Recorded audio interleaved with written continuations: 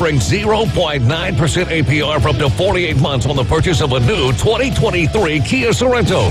Bill Bird Kia is the home of the 20-year, 200,000-mile warranty. Stop by and see us at 2435 East 15th Street or anytime at BillBirdKiaPanamaCity.com. We'll treat you like family and give you the peace of mind you can trust. Offer from Kia Finance America for the purchase of a new 2023 Kia Sorento with $21.22 per month per $1,000 finance for 48 months. Quantities limited, no down payment required. Cannot be combined with other finance offers. The 20-year, 200,000-mile warranty is a Bill Bird Kia warranty. Must see dealer for complete details. Offer for well-qualified buyers. Must take delivery from dealer stock through 3/4/24. Attention homeowners, are you dreaming of a backyard oasis? Look no further than S&R Fencing, your go-to destination for quality outdoor transformations. At S&R, they specialize in crafting custom fences, decks, retainer walls, and all exterior construction that not only enhances the beauty of your home, but also stands the test of time. Their experienced team takes pride in delivering top-notch craftsmanship with a personal touch. S&R Fencing, locally owned, licensed, and insured, and a member of the BBB. Mid-South Lumber, where they treat you like family. Locally owned and serving the residents of Bay County for over 45 years. See Mid-South Lumber for all of your DIY projects, including windows, doors, siding, lumber, and millwork. Are you building a new home? Bring your contractor in to Mid-South Lumber and meet with a member of their sales team to discuss your framing, siding, windows, and doors. Mid-South Lumber, the biggest little lumber yard in Panama City. 717 West 11th Street. A new year and New Year's resolutions go hand in hand. A trip to Krispy Kreme is always a great idea, New Year's resolutions or not. Folks have been making the trip to Krispy Kreme since July 13th, 1937, over and over again. The reason for the trips? The best donuts you've ever tasted. Krispy Kreme Donuts, with 2 locations to serve you, in front of HCA Hospital, 23rd Street, Panama City, and on the Ross Clark Circle in Dothan. Krispy Kreme Donuts. Get them hot. What's that grin about? I just took a load off my staff by hiring Fresh Start Cleaning Services. How'd you manage that? Fresh Start Cleaning Services allows our team to leave at the end of their shift and not have to stay and clean after a double. They're happy, and you should see the difference having a professional cleaner makes. Plus, now I know exactly how much the cleaning cost will be for the year. Wow, that would make anyone smile. You can call Fresh Start Cleaning Services at 850-771-6057. You're home to the NFL. WGSX Lynn Haven. WVLQ Port St. Joe. ESPN Northwest Florida. Are you ready? Okay, let's begin. Drip. The Afternoon Underdog Drip. Live and local. Inside the Talkhouse. Unleash the dragon. On the Sports Talk Monster. ESPN Northwest Florida. Let me fix my hair. What is going on, Northwest Florida? You are now riding with the Afternoon Underdogs in the Doghouse, tuned in to ESPN Northwest Florida, 104.3 right here in Panama City, 101.9 in Port St. Joe. You can call or text us this afternoon at 850-215-6290. I'm David Hayes, along with AG Adam Goff, Kyle Wright, and Caveman Rick. And at some point in time, got to let you guys plug what it is that y'all do. We've got the Know It All podcast, and AG doing the whatnot. Got that going, right? Yeah. So I'll let y'all plug that at some point in time today. But of course, we've got to handle the business first, right?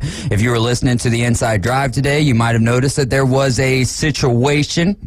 And that situation was the host, Ryan Mulvey, ended up having a seizure while we were live on the air. And then things were handled from there. And then shout out to Bay County EMS and the Bay County Sheriff's Office for getting here quick and in a timely manner. And a special shout out to the only one whose name that I knew was Zach Heckman, and I only know him from softball. And in fact, when Logan had broken his leg playing softball, Zach was one of the first people there as a softball player. Yeah. And I think you were there at that tournament.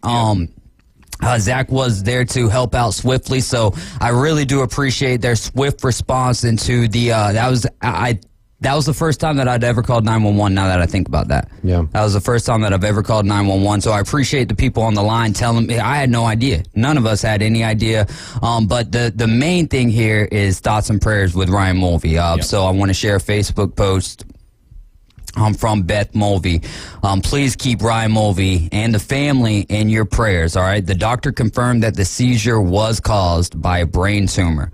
They are devastated, but obviously Ryan doesn't like losing, and so he's going to be fighting this. There's a lot of moving parts and uncertainties right now, but they do appreciate all your prayers and support. Tough, man. Yeah, I mean, obviously thoughts and prayers up to the entire Mulvey clan. I mean, I know his kids have to be just absolutely just terrified right now, not to mention him and Beth, but so keep those guys in your thoughts and prayers. And, you know, it's just, you never know when you're, you know, and I'm not saying that this is the case, but you never know what can happen in your life. So whomever you have in your life, just show them a little extra love today. I love that, man, because, reached out to a few people in my life right after that, and that is one of those things, man. And when a situation, especially when it's right there in front of your face, Sure. you know, it gets you in that mode, and you just never know when that last time will be. So thoughts and prayers first and foremost with the host of the Inside Drive, Ryan Mulvey, and thoughts and prayers definitely. But I was just going to say, man, big ups to you and Jay. I did EMS for a few years myself. You guys seem like you guys handled it really well, man. You guys, jumped on it right away, handled it, got 911 involved. So you guys, big ups to you guys, man. I'll say it means a lot. And like, just real quick, I've been through something like this with my extended family. Exactly, like it sounds very similar to what Ryan and Beth and the kids are going through. And so I feel for you guys. We'll be thinking about you. And like, I just had a wave of emotions come over myself in the last little while, finding out about this, thinking about things I ain't thought about in quite some time. So.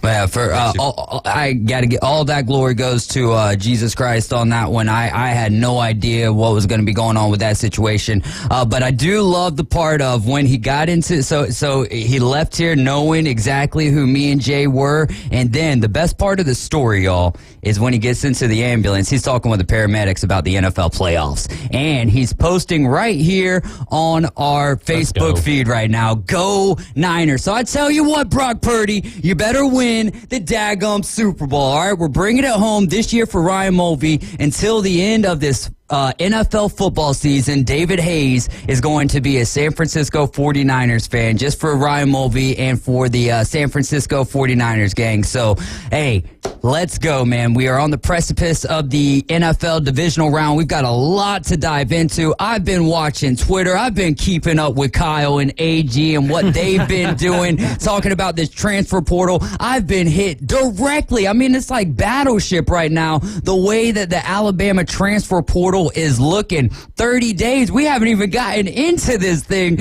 and basically the roster is all the way turned over. Caden Proctor, a name that comes to mind, but the biggest one, and I have a strong feeling without knowing, like there was strong feelings with Isaiah Bond. We kind of knew where he was going already. I would imagine that you'll see Caleb Downs donning a Georgia Bulldogs jersey next year. Florida State is going to make a tremendous upgrade, and they already have with their roster. If Georgia's pulling like 3 or 4 players from this squad next year, how in the world are you going to take down Georgia next year? Well, I mean, but that's the beauty of college football, and I think it's one of the reasons that Saban left, right? There's more of a level playing field, if you will, right? It's not just 1 or 2 or 3 teams out there anymore. I mean, in the last couple of years, we've seen how many teams make the playoff, different teams. Right, more so than we had in the prior probably decade. Well, yeah, because we were all sitting here on this show, Clemson, Ohio State, Alabama, who like that was it was who filled in the 4th spot for so long. Yeah, and so for me, it's I hate it for my friends that are Alabama fans, but I love it for the rest of college football because.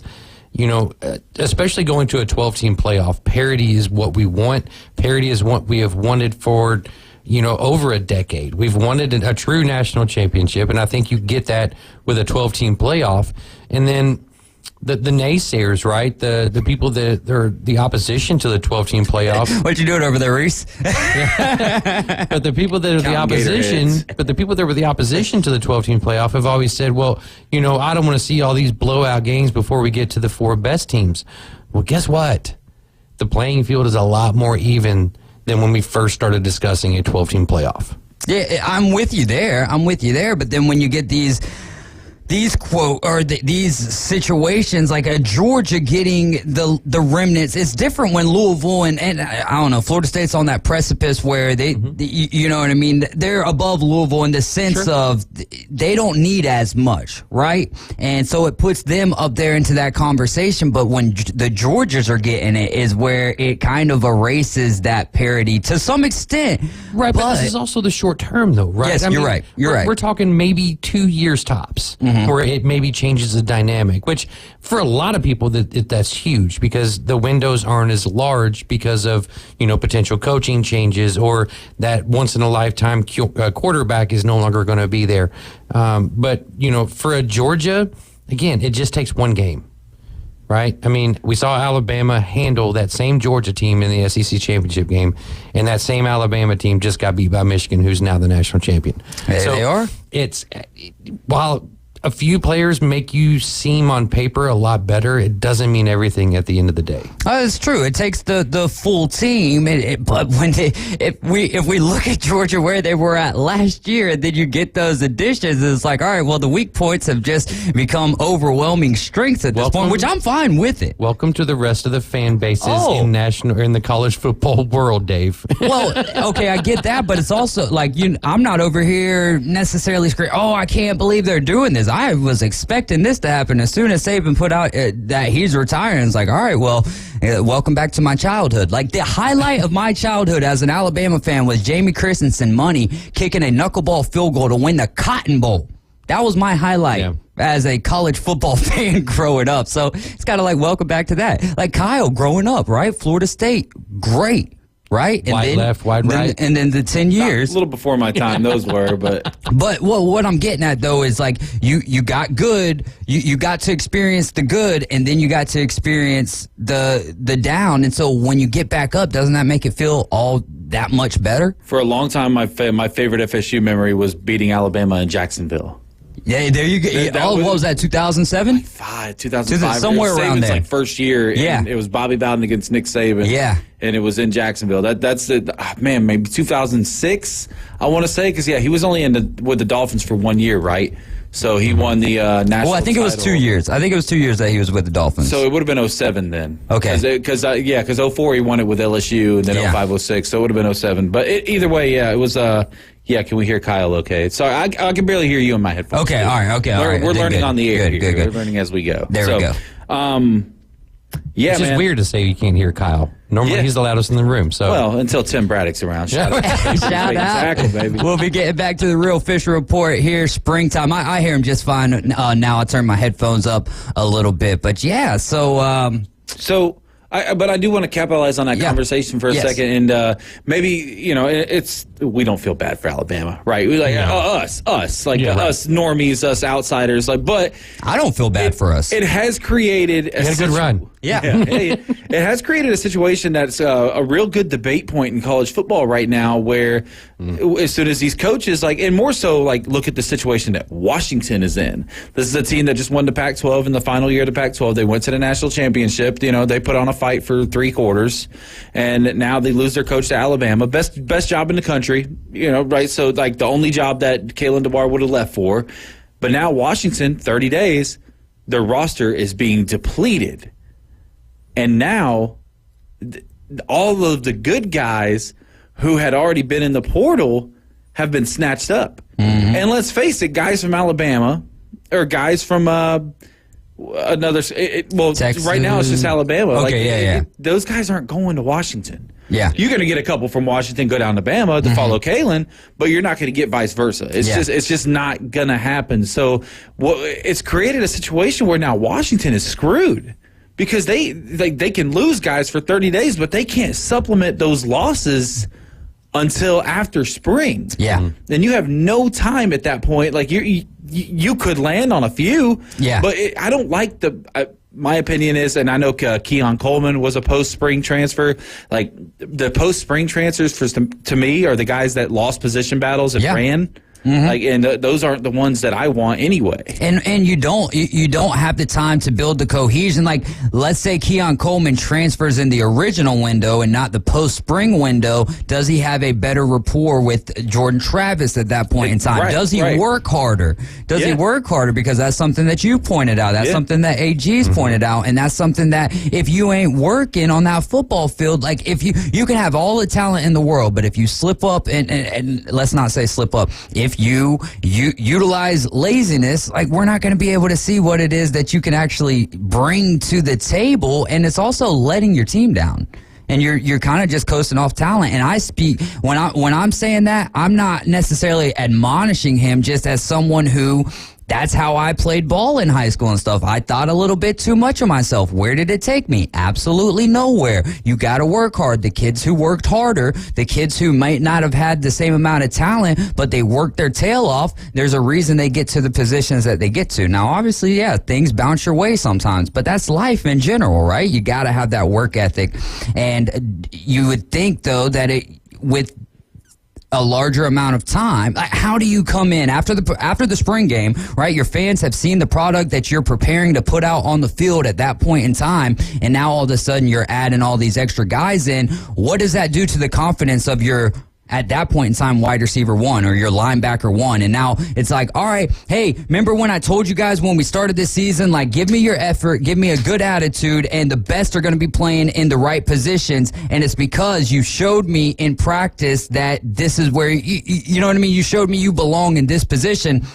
And then I make a phone call, and all of a sudden, hey, this guy's coming in from wherever he's coming in from, and because of that, he's starting in our system now. And so all of that hard work that you worked for was for naught. Now, I'm not the head coach, you know what I mean?